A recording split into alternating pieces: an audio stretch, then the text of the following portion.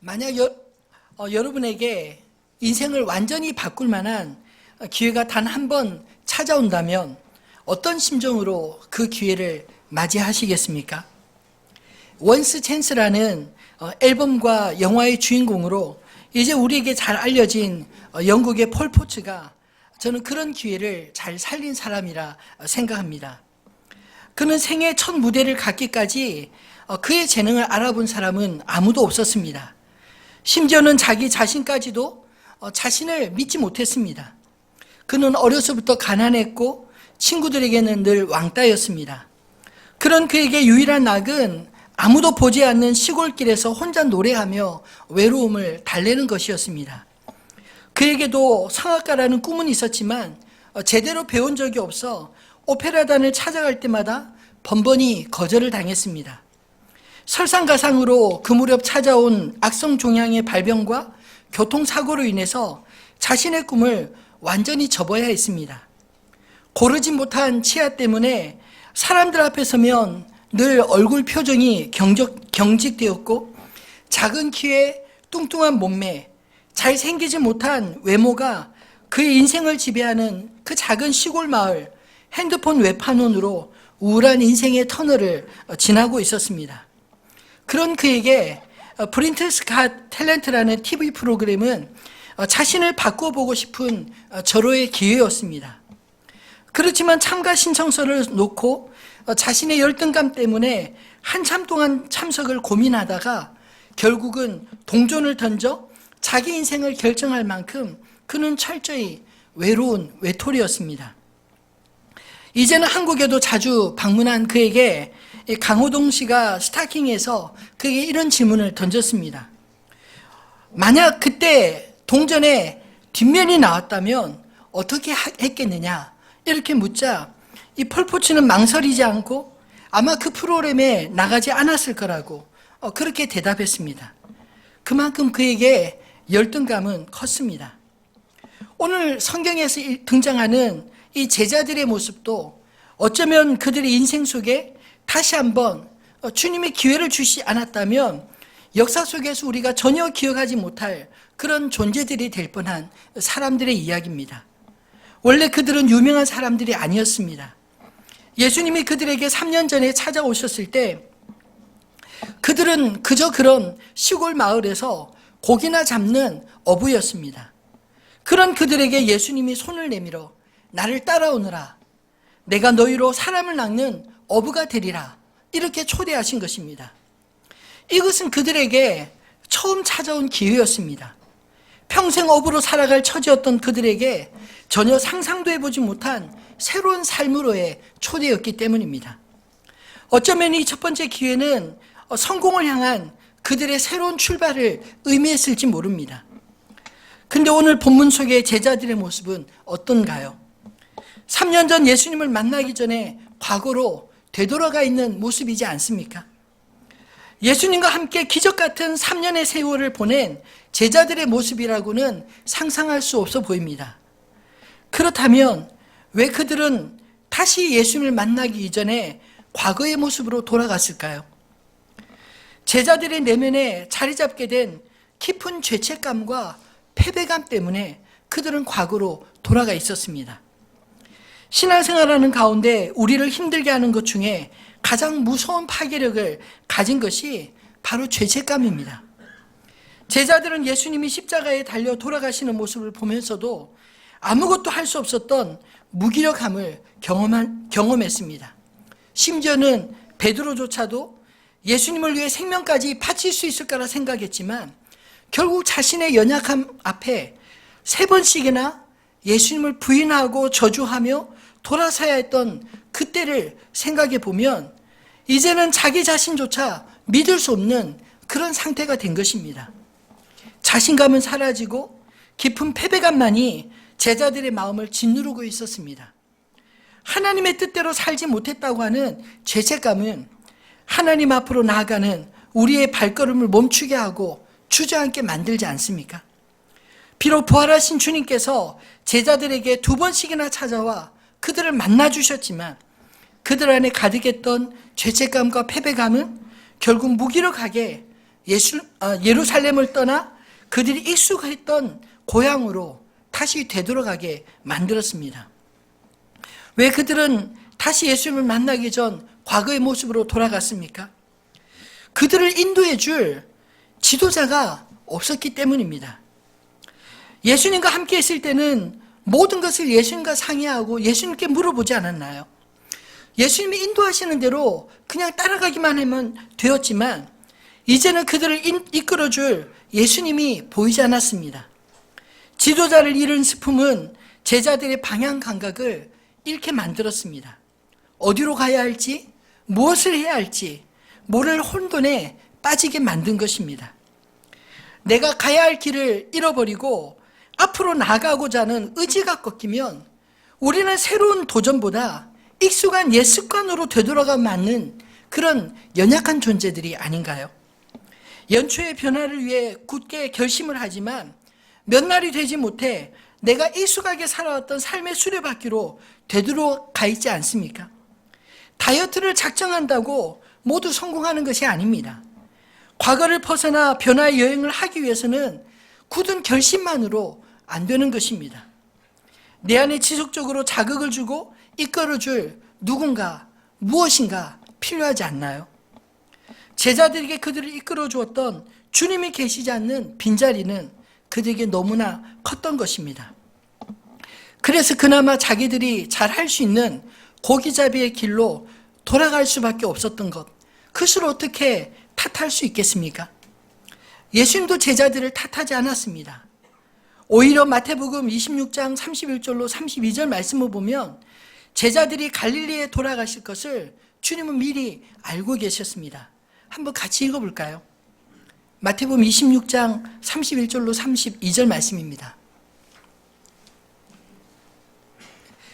그때 예수께서 제자들에게 이르시되 오늘 밤에 너희가 다 나를 버리리라. 기록된 바 내가 목자를 치리니 양의 떼가 흩어지리라 하였느니라.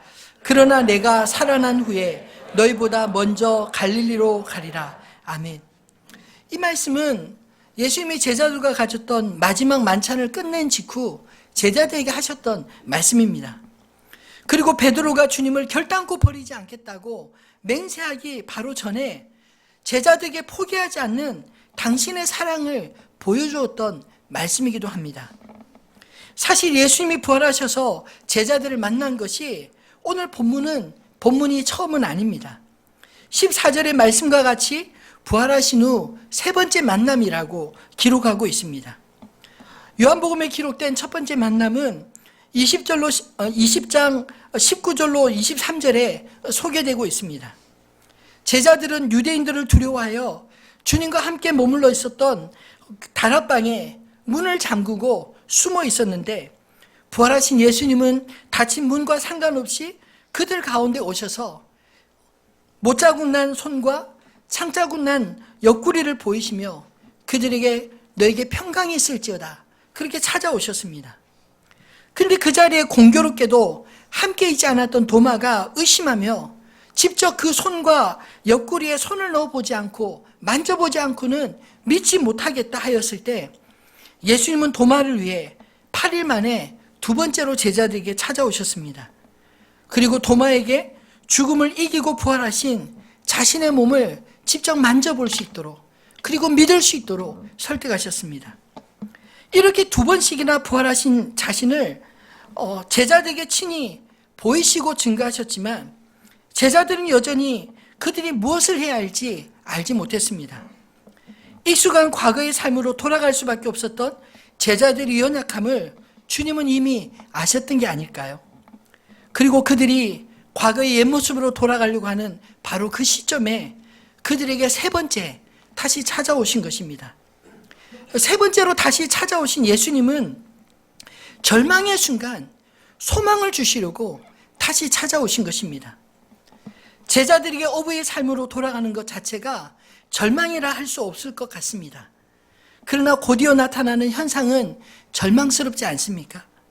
제자로서도 실패했다 생각했는데 어부로서도 밤새 고기 한 마리 잡지 못하는 그 상황은 정말 절망스러워 보입니다.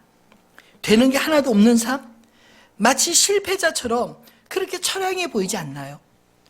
나의 경험과 지식과 능력은 나 자신의 한계 속에서 어느 정도 성취를 가져다 줄 수 있지만 내 삶의 진정한 만족은 주지 못하는 것입니다.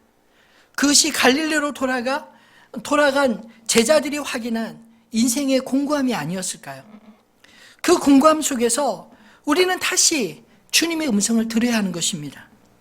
오늘 본문 5절로 7절에 다시 찾아오신 그 주님의 음성을 나중에 깨달은 요한은 자기도 모르게 주님이시다 이렇게 외치게 됩니다. 그리고 베드로는 그 말을 듣자마자 물 위로 뛰어내려 주님께 달려나갔습니다. 그들 안에 그들의 삶을 지탱해 주셨던 그 예수님에 대한 갈망이 컸기 때문 아니었을까요? 예수님은 이처럼 되는 게 없어 허무한 이 절망 가운데 있는 제자들에게 찾아오신 것입니다. 그들의 주님이 되시기 위해 오셨습니다. 진정한 주인으로서 그들의 중심에서부터 흔들리지 않는 소망을 주기 위해 오신 것입니다.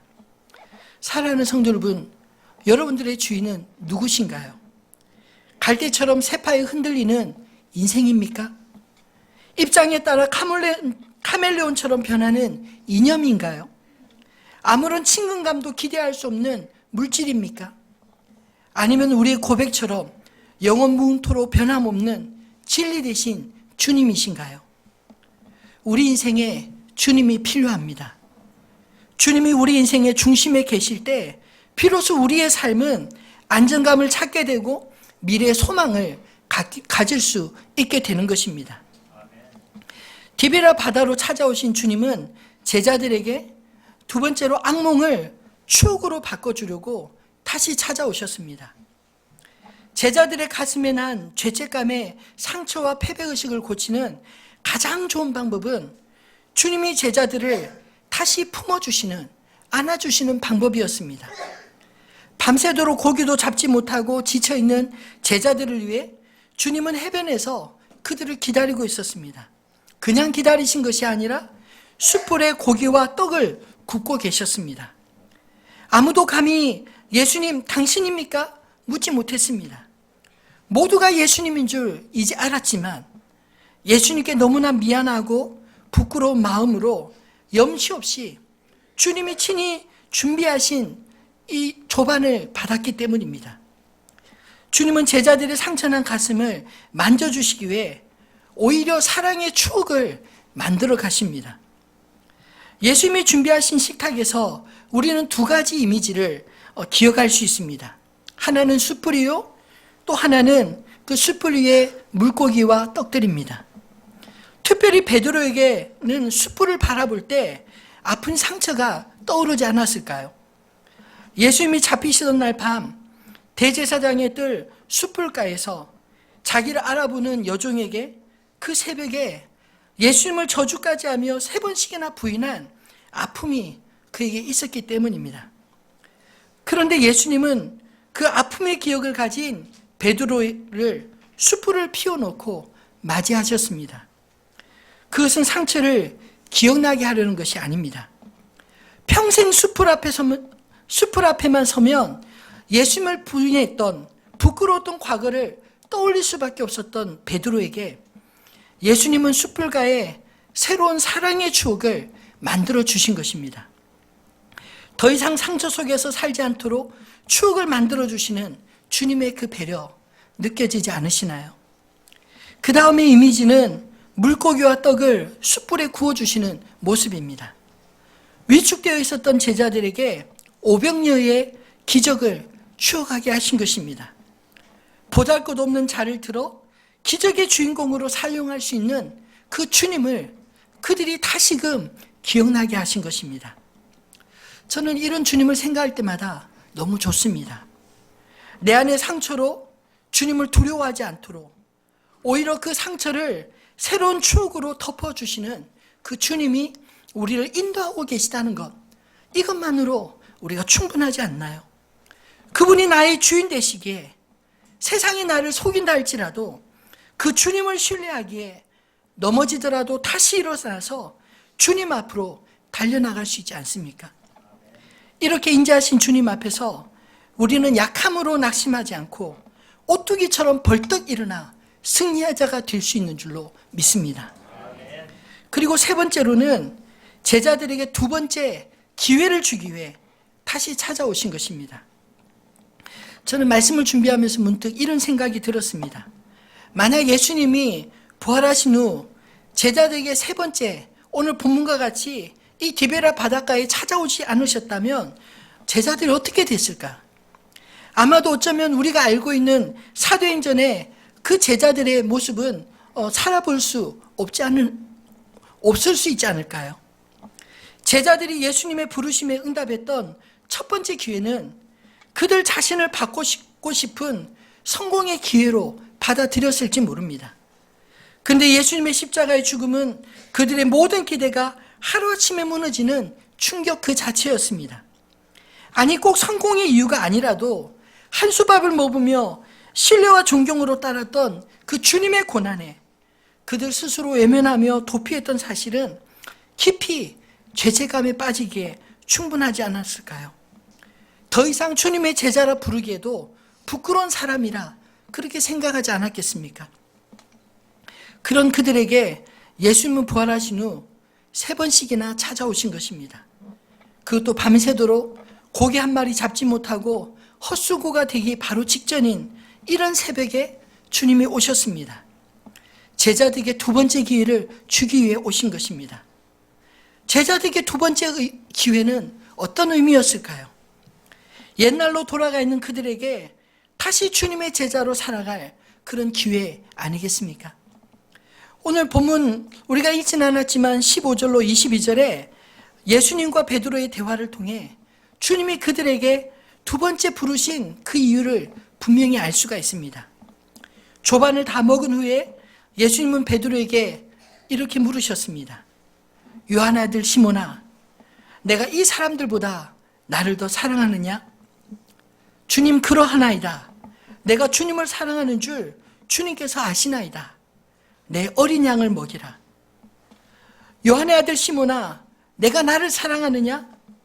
주님 그러하나이다. 내가 주님을 사랑하는 줄 주님께서 아시나이다. 내 양을 치라.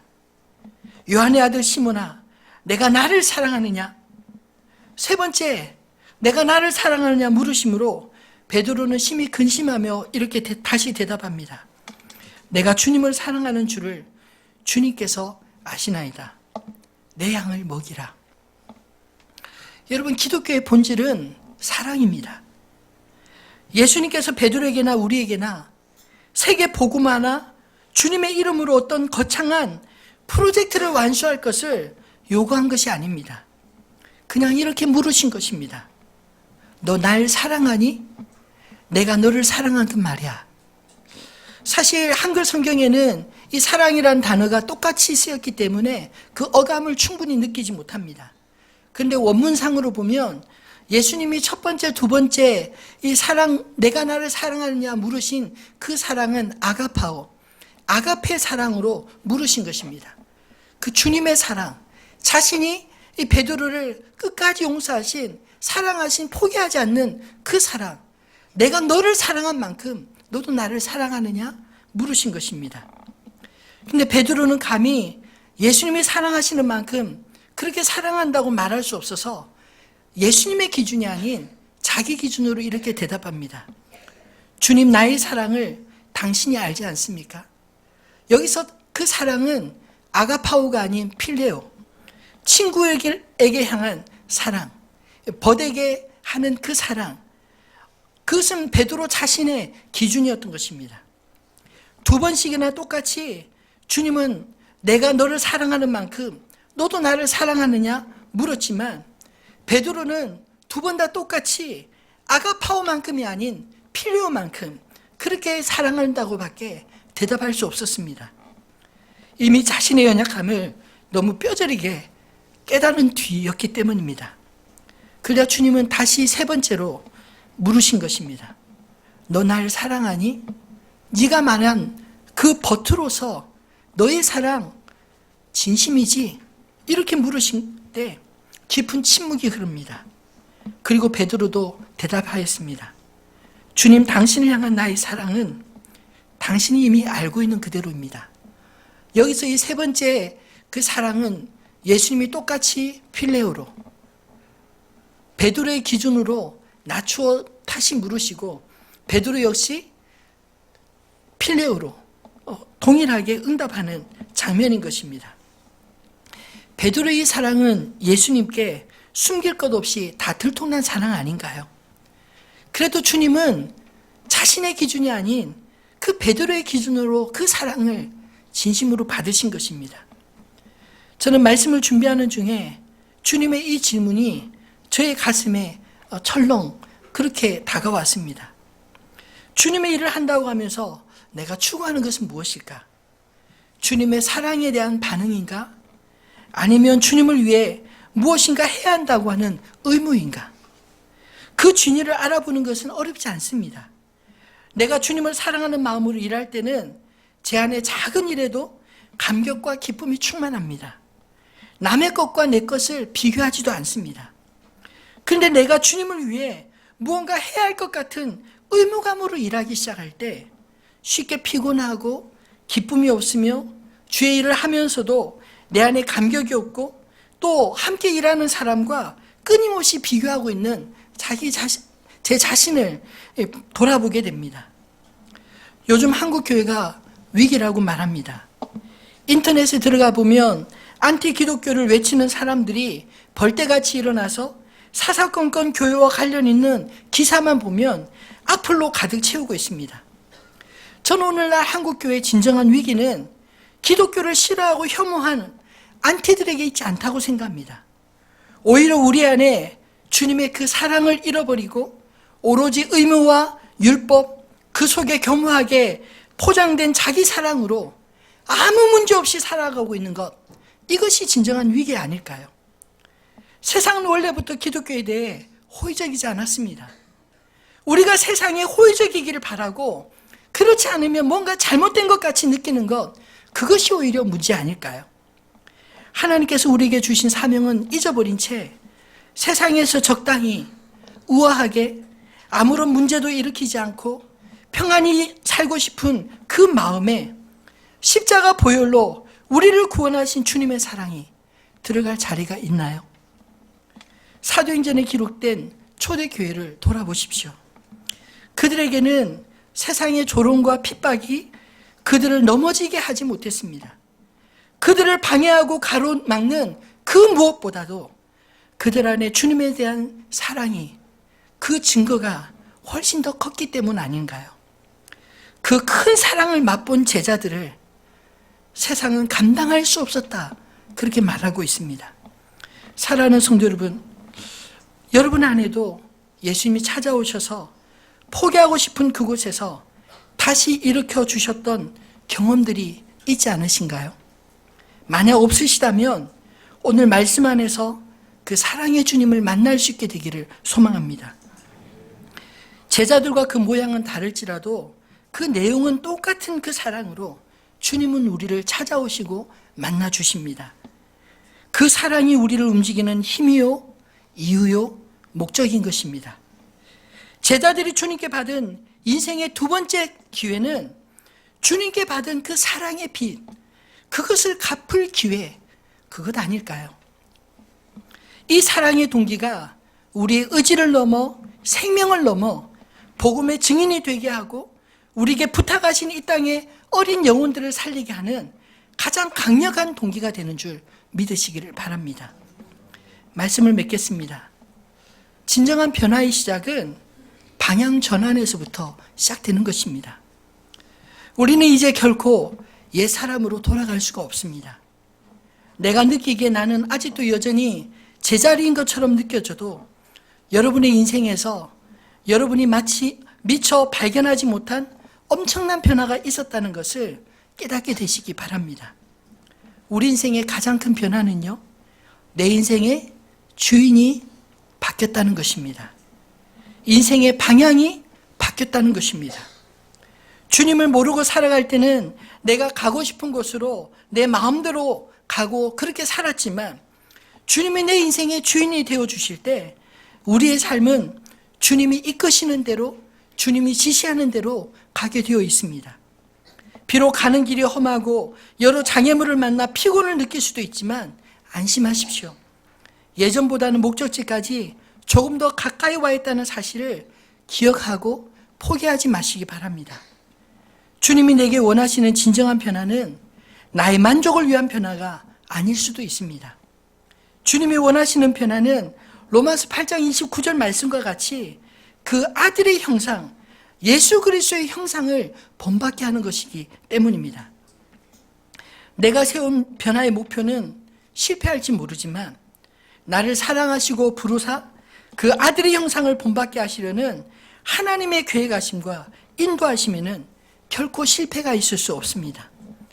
우리의 결심과 확신은 그리 오래 가지 못할 수도 있습니다. 때로는 과거로 오늘 제자들과 같이 그렇게 가 있는 적이 있을지도 모릅니다. 그러나 우리를 결코 포기하지 않으실 그 주님은 2번이라도 3번이라도 4번이라도 다시 찾아올 것입니다.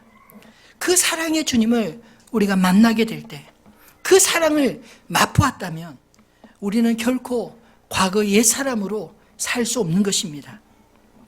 주님이 낙심한 제자들에게 부활하신 후 1번도 아니고 3번씩이나 찾아오셨던 것처럼 오늘도 믿음이 없어 흔들리는 우리에게 당신의 사랑으로 찾아오심을 믿으시기 바랍니다. 그 주님은 우리 인생에 다시 한번 기회를 주시는 분이십니다. 베드로에게 내가 나를 사랑하느냐 라고 물으셨던 주님은 우리에게도 똑같이 물으실 것입니다. 이 물으심에 우리 입술과 삶으로 주님께 우리 자신의 사랑을 고백하며 주님의 부르심을 따라 살아가는 저와 여러분 되시기를 주님의 이름으로 축원합니다.